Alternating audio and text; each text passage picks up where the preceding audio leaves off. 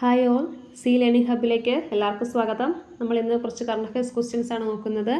ഒന്നാമത്തെ ക്വസ്റ്റ്യൻ, പുതിയ UPSC chairman doctor Ajay Kumar. 37ാമത്തെ UPSC ചെയർമാനാണ് ഡോക്ടർ അജയ് കുമാർ. മലയാറ്റൂർ ഫൗണ്ടേഷൻ്റെ 4ാമത് സാഹിത്യ അവാർഡ് ലഭിച്ച വ്യക്തിയാണ് അംബികാസുധൻ മങ്ങാട്.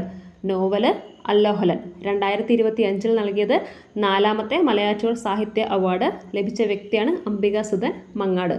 നോവല് അല്ലോഹലൻ.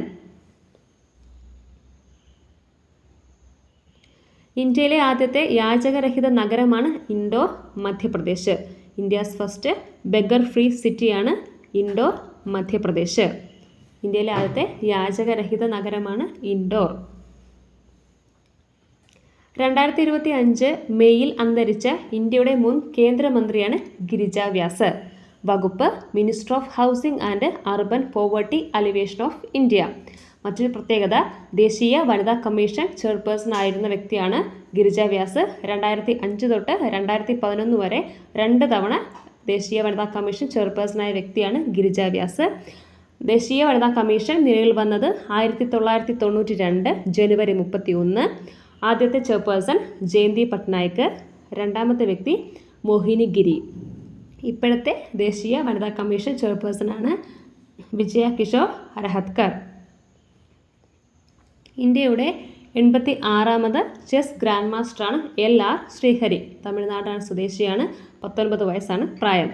LR ശ്രീഹരി ഏത് മേഖലയായിട്ട് ബന്ധപ്പെട്ടിരിക്കുന്നു ചോദിച്ചാൽ ചെസ്. ഇന്ത്യയുടെ 86ാമത്തെ ചെസ് ഗ്രാൻഡ് മാസ്റ്ററാണ് LR ശ്രീഹരി. 2025 പ്രഥമ ഖോഖോ വേൾഡ് കപ്പിന് വേദിയായ രാജ്യമാണ് ഇന്ത്യ. വിന്നേഴ്സ് ആയതും ഇന്ത്യ തന്നെയാണ്. നേപ്പാളിനെയാണ് പരാജയപ്പെടുത്തിയത്. പുരുഷ വിഭാഗത്തിലും വനിതാ വിഭാഗത്തിലും ചാമ്പ്യന്മാരായത് ഇന്ത്യയാണ്. COP29 2024 വേദിയായത് Baku, Azerbaijan. COP30 2025 വേദിയാകാൻ പോകുന്നത് ബ്രസീലിലെ ബലേമാണ്. COP എന്ന് പറയുന്നത് ക്ലൈമറ്റ് ചേഞ്ച് കോൺഫറൻസുമായിട്ട് ബന്ധപ്പെട്ടിരിക്കുന്നു.